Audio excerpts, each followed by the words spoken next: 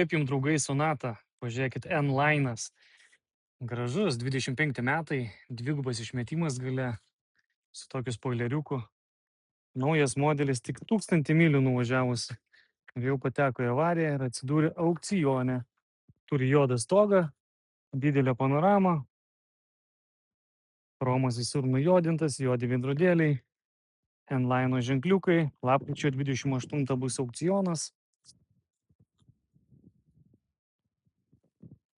Visai nieko atrodo, iš tikrųjų, gerą BS aparatūrą turi, toksai pilkas salonas, pusiau odinis, pusiau plastikas, čia taip pat, bet vidus gražus, negali sakyti, iš tikrųjų. Man patinka raudonas tokios apdailos visur. Pabandom užsivesti. Ai, raktai. Yra raktai. Šiaip užsiveda ir važiuoja. Rašo aukcione. Bet kažkodėl tai nereaguoja į nieką. Nežinau. Gal akumas atjungtas. Tie visi pakrovėjai belaidžiai, USB-C portai. Na, per 1000 mylių tai nesugebėjo nieko sugadinti, kaip matot. Mašina kaip iš salono.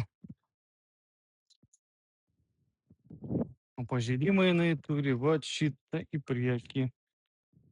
Kapotas, lempos, bamperis, balkis šiek tiek yra liestas, bet lonžironai atrodo yra vietoj.